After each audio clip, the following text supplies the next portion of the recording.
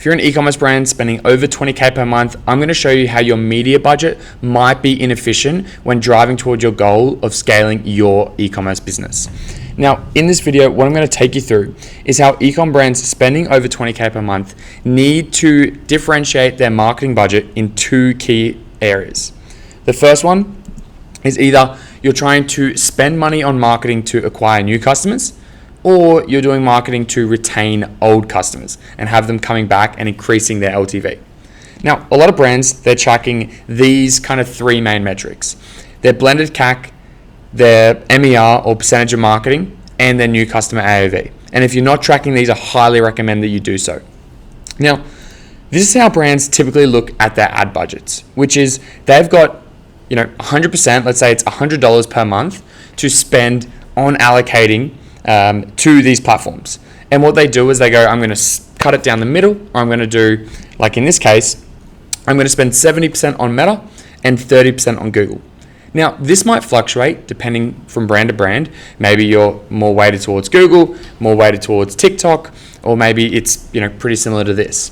However, what you should be doing is taking it a step further and not just allocating budget based on platform, but allocating budget placed on the goal of the business, which is either trying to acquire more customers or keeping existing customers coming back and spending more over their lifetime. Now, what we do here at Dunk is after we have done this split of media spend towards any given platform, what we then do is we allocate the budget depending on the goal of the business. So for example, if you're a brand and you're probably spending over 20K per month, a main goal for you will be to drive new customer acquisition for the business.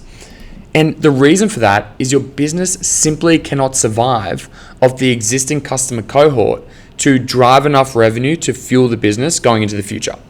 Now, when you're achieving 10, 15, 20 million plus, you have a steady base of existing customers that can maintain the business growth for a certain period of time. Now, you're always going to be needing to, drive new customers into that business because you will eventually exhaust that existing customer pool. But the way we look at it here at Dunk is that once you have separated your media budgets per platform, you then need to look at the dollars that you're spending on that platform. So let's say, for example, I'm spending out of that $100, $70 on Meta. What I then need to do when I'm spending that budget on Meta is look at how I am actually spending that $70 when it comes to acquiring new customers versus retaining existing customers. Now, a lot of brands get this wrong because they spend money on Facebook and they're not aware of how much money is actually being allocated to existing customers. And this comes down to, audience exclusions, and with Advantage Plus, making sure you're setting your customer cap for how much percentage you want to allocate towards that.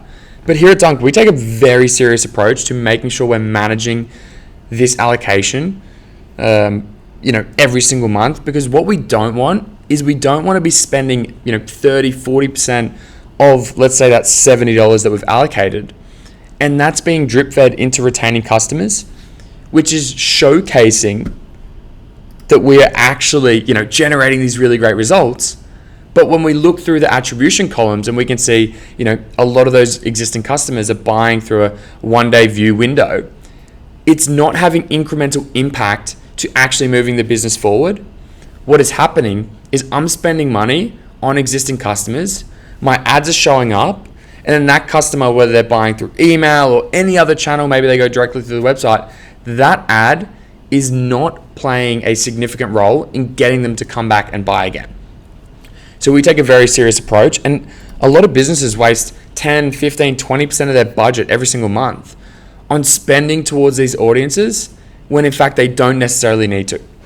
So if you're a brand and you want to track the distribution of ad dollars to specific audiences, what you can do when you go into your ad account, you can actually go audience segments and you can split this out. And what Facebook will show you is how much in any given campaign has been spent towards new audiences, engaged audiences, and existing customers.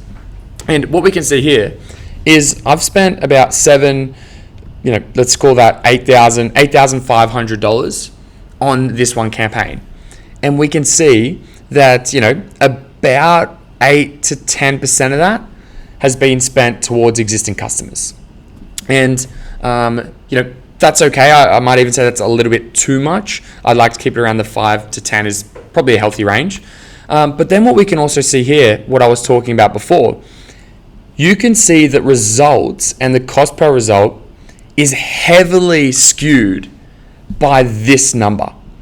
So what that's showing me is that campaign might be doing phenomenal, and I'm throwing more budget into that campaign. But what's actually happening is Facebook is attributing that to existing customers, and it's not moving the needle for your business in getting the desired outcome of your paid media dollars, which is to acquire new customers profitably. So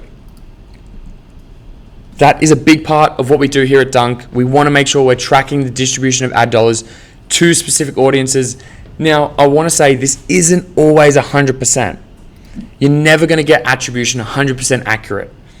But we want to make sure that we are being cognitive of where we are spending our money, allocating it by platform, and then using those platforms to allocate it towards whether we're splitting it by new, engaged, or existing customer audiences. So we have a clearer view as to where the business is going and driving towards these main 3 growth metrics, which is our blended CAC, our MER, and then obviously our new customer AOV, to make sure we're acquiring customers profitably.